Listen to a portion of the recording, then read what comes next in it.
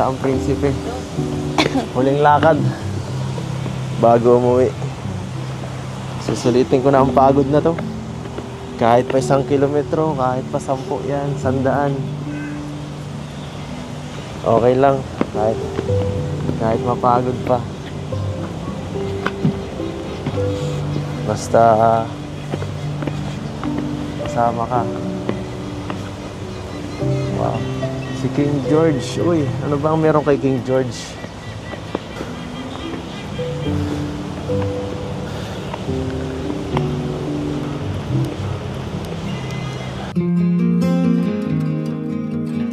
Grabe. Ano? Dito. Nagkaroon lalo kang gumaganda dito. Gumaganda. Bakit? Wala lang. Gusto lang kitang masolo dito. Bihira. Hindi tayo solo. Ayun oh. Kita mo yan. Kita ko sa likod. Ngayaan mo yan si King George. Support yan sa Hunting Love Team.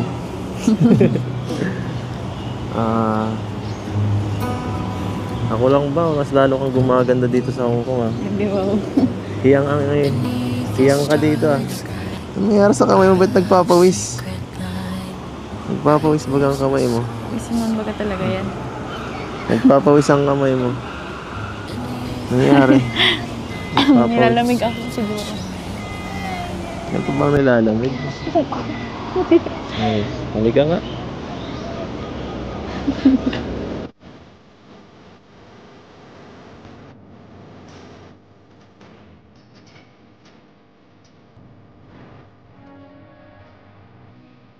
Napasan nga. Bakit? Pagod ka na? Kasi hindi mata kaya. Kaya Ito mo. ba?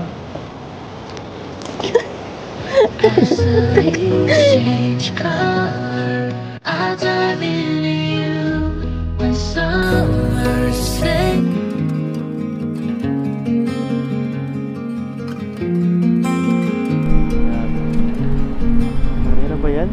Di ba mas maging just like a dream, you and I standing wild and free. Last day na, kakalungkot.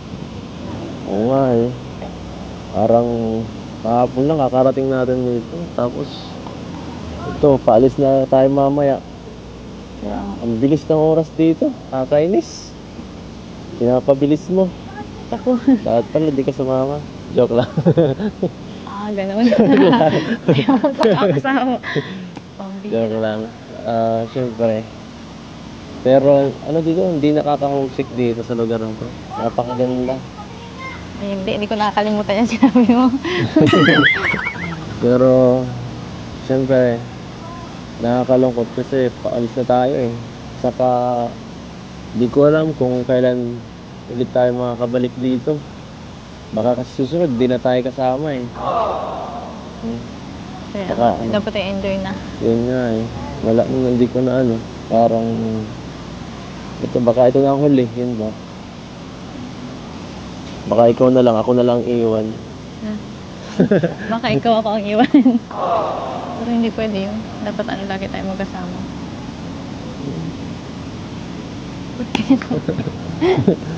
Kasama.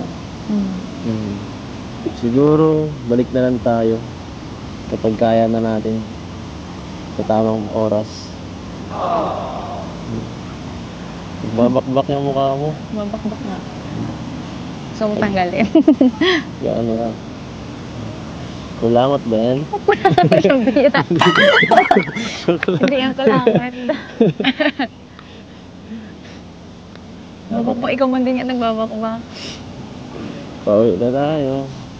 Ayos.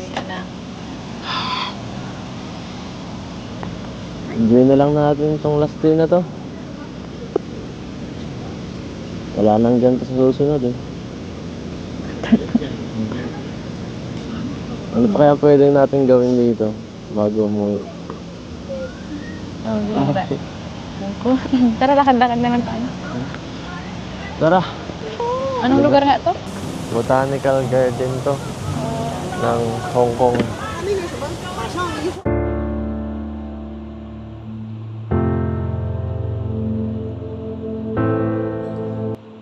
Grabe pala yung part 70 ng EDSI.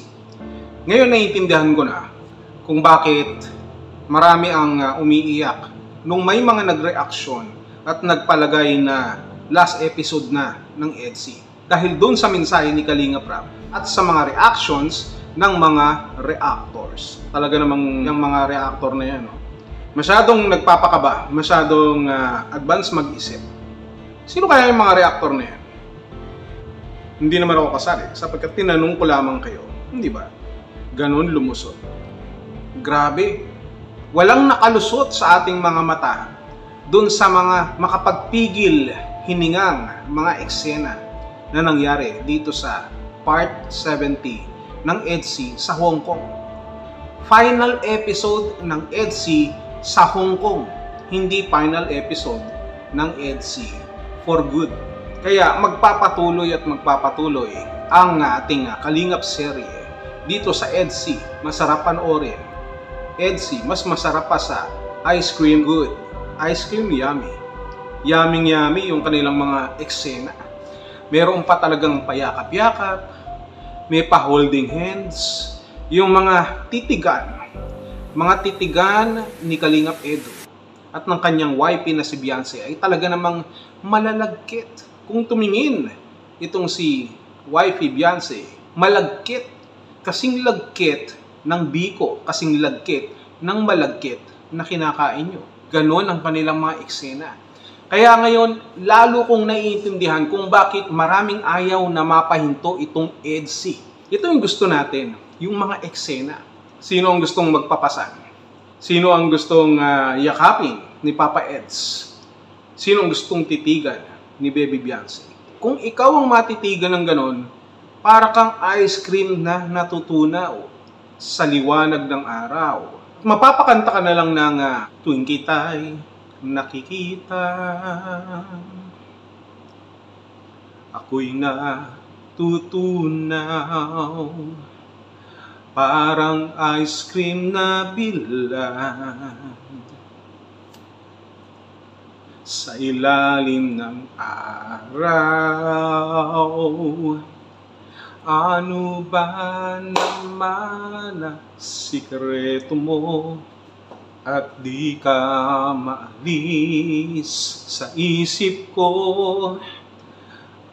Parang ganon.